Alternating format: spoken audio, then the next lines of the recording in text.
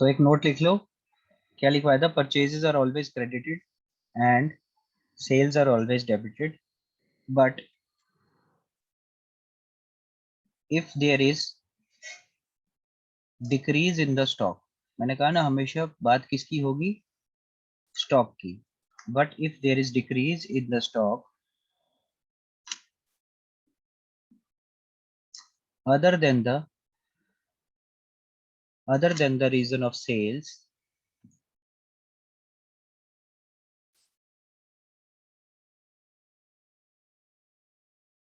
then purchases are credited. Purchases account क्या हो जाएगा? क्रेडिट हो जाएगा। इसका मतलब ये है कि अगर परचेजेस से हमेशा आपको पता है कि एसेट का क्रिएशन होता है, और एसेट का क्रिएशन होता है और वो डेबिट हो जाता है, ठीक है। स्टॉक क्या हो जाता है? बढ़ जाता है परचेजेस से, और सेल से स्टॉक डिलीट होता है, और सेल्स को हम क्या कर देते हैं? क्रेडिट। लेकिन वो बोलता है अगर ये जो कम होना सेल से ना हो, किसी और चीज से हो, उस केस में आपने क्या किया है? ये स्टॉक आपका खरीदा हुआ ही है, तो इसको हमेशा आप परचेजेस ही बुलाओगे ना। तो यही परचेजेस अकाउंट, प्लीज माइक बंद कर दीजिए, यही परचेजेस अकाउंट आपका क्रेडिट होगा। माइक बंद कर दें।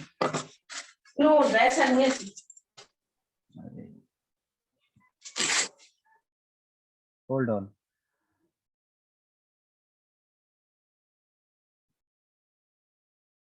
ओके,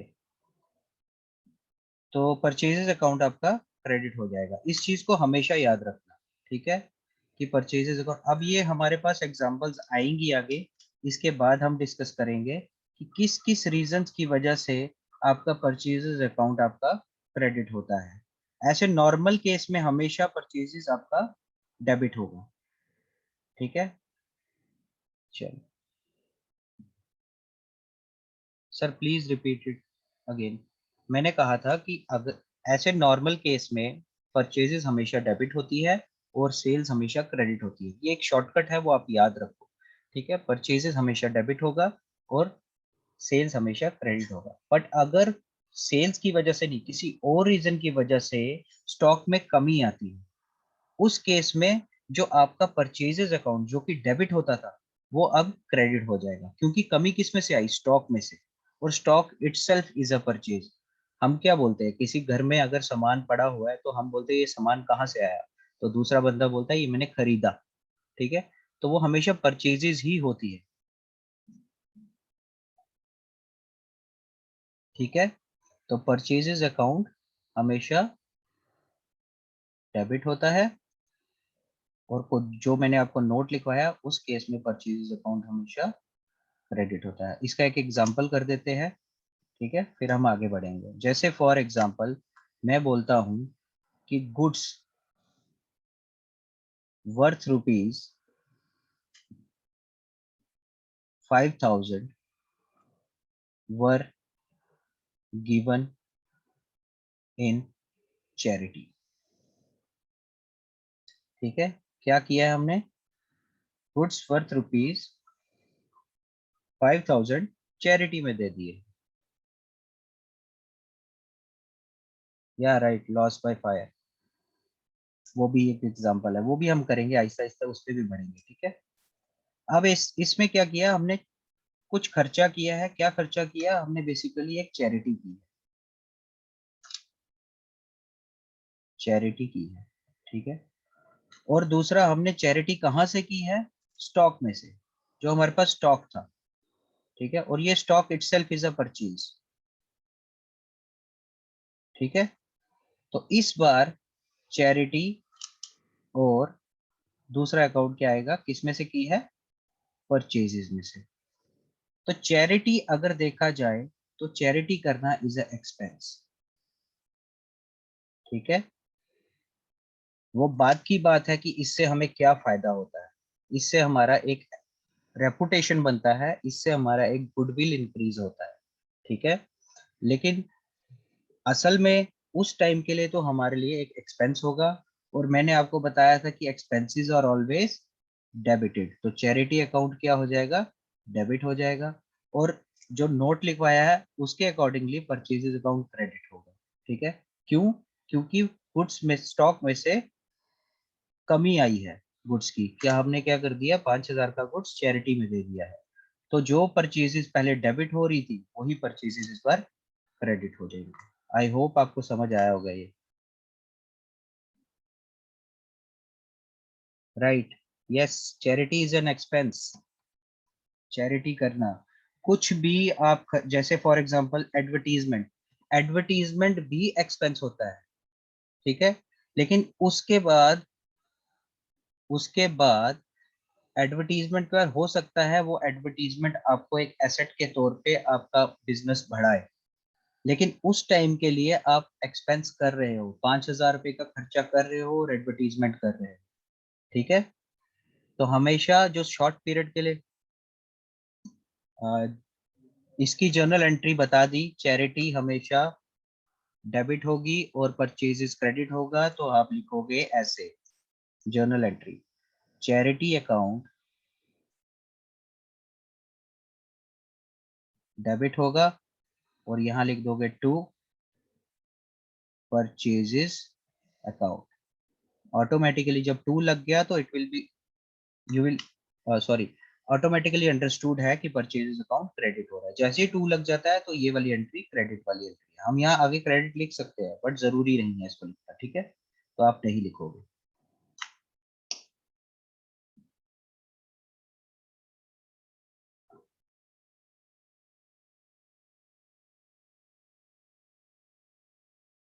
ओके, अंकुश इसको मैं एक्सप्लेन करता हूँ एंड में। ठीक है,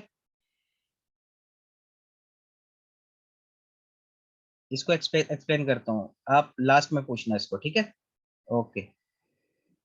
तो ये आपको समझ आ गया कि परचेजेस अकाउंट कब क्रेडिट होगा। इसके और भी बड़े एग्जांपल्स है, जैसे फॉर एग्जांपल, एक एग्जांपल आप लिख लो, जैसे एक लड़के ने लिखा था लॉस बाय फायर। अब देखो, लॉस बाय फायर से आपके गुड्स जल गए, अब वो बोल रहा है, अब गुड्स जले तो दैट मीन्स आपका स्टॉक जला, स्टॉक आपका परचेजेस है, तो परचेजेस आपकी क्रेडिट होंगी, वो भी मैं बताऊंगा अभी आगे, Aahista Aahista step by step चलेंगे। इसके अलावा आपका जैसे लॉस बाय थेफ्ट, ठीक है, उसी तरह आपका एडवर्टीजमेंट अगर आपने की है, जैसे फॉर एग्जांपल आपने क्या किया, फ्री सैंपल्स बांटे गुड्स के, तो ये एक एडवर्टीजमेंट का वे है, तो एडवर्टीजमेंट भी आपका एक्सपेंस है। ठीक है, चलो आगे चलते हैं।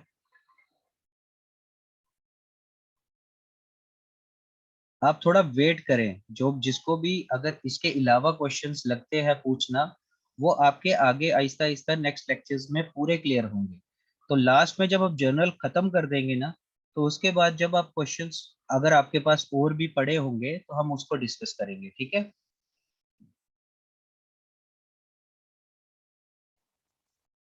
हाँ, यस, देखो जो भी है आप सिंपली समझो, लॉस बाय फायर अगर आपने किया है, अगर लॉस बाय फायर हुआ है, तो आप सिंपली लिखोगे लॉस बाय फायर अकाउंट। ठीक है, फायर अकाउंट नहीं, लॉस बाय फायर अकाउंट। और दूसरा अकाउंट आपका गुड्स में से लॉस हुआ है तो वो परचेजेस अकाउंट खुलेगा। ठीक है, चलो आगे चलते हैं। अब हम बात करेंगे, सो टाइम कितना हुआ, टाइम पहले देख लेते हैं। तो आज के लिए हम इतना ही रखते हैं फिलहाल। ठीक है, बाकी नेक्स्ट हम टॉपिक आगे चलेंगे इसके बाद। तो जिसको कोई डाउट है वो प्लीज आप राइट डाउन कर दें चैट में, तो मैं उसको एक्सप्लेन करता हूँ। लॉस बाय एक्सीडेंट हो, कुछ भी हो, अगर लॉस हुआ है तो लॉस हमेशा डेबिट होता है। Expenses and losses are always debited, क्योंकि एक्सपेंसेस से भी सामान बाहर जाता है। लास्ट एग्जांपल कौन सी प्रीति?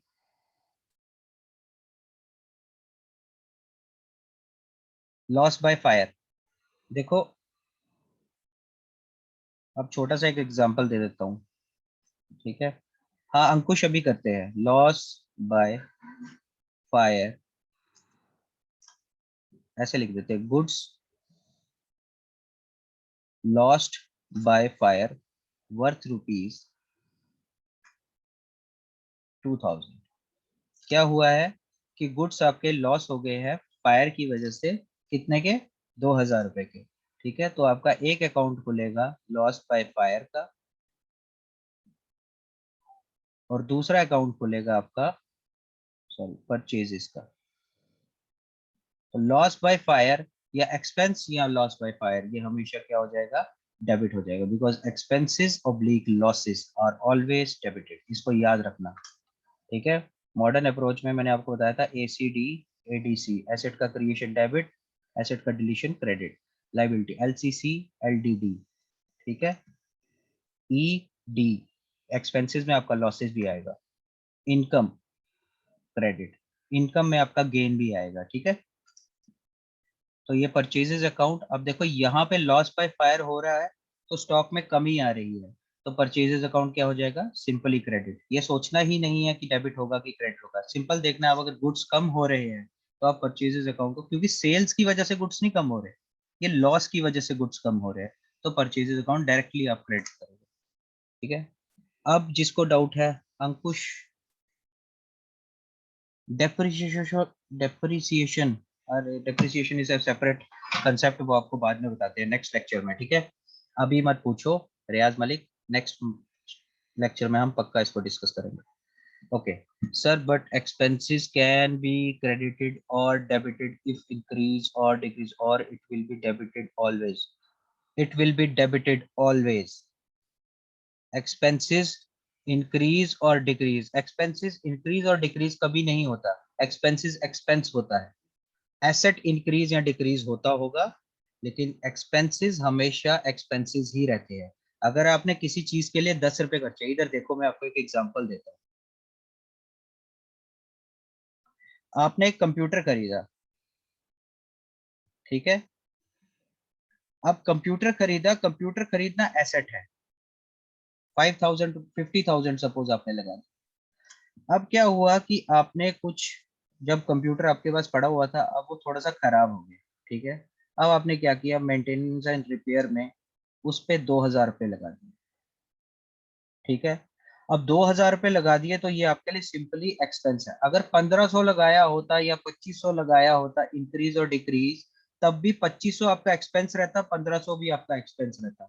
ठीक है, अगर 1500 लगाया होता तो ये भी आपके लिए एक्सपेंस था, और बात क्या है, अगर 2000 लगाया होता तो ये भी आपके लिए एक्सपेंस होता। लेकिन एक्सपेंस हमेशा एक वैल्यू का होगा, ठीक है, और वही वैल्यू आपने क्या करना है, सिंपली एड ऑन करना है। अब जैसे 50,000 का आपका कंप्यूटर है, उसमें आपको मेंटेनेंस एंड रिपेयर 2000 रुपया लगा, तो आप सिंपली 2000 लिखो, उसमें इंक्रीज और डिक्रीज कुछ नहीं होता। और अगर इंक्रीज और डिक्रीज होगा तो वो आपका डिफरेंट हो जाएगा अकाउंट, वो 500 रुपये का आपको एक गेन होगा, मतलब आपको डिस्काउंट मिला। ठीक है, तो वो हम नेक्स्ट लेक्चर में इसको और अच्छे से एक्सप्लेन करूंगा मैं आपको। अंकुश, यहाँ तक कुछ डाउट?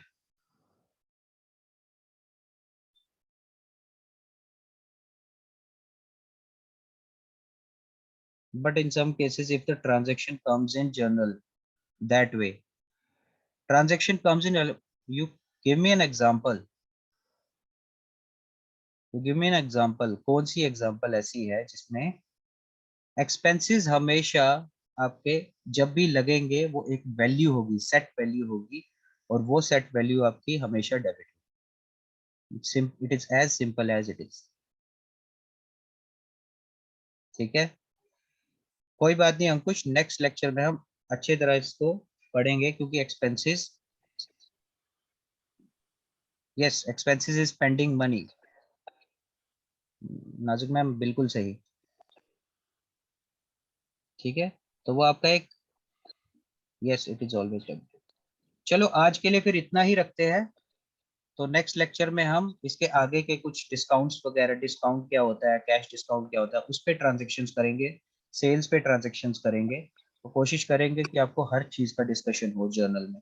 ठीक है, एक दो लेक्चर आपके जर्नल में लगेंगे, और उसके बाद हम स्टेप डायरेक्टली जंप करेंगे लेजर पे। ठीक है, तो आज के लिए हम इतने रखते हैं। Thank you.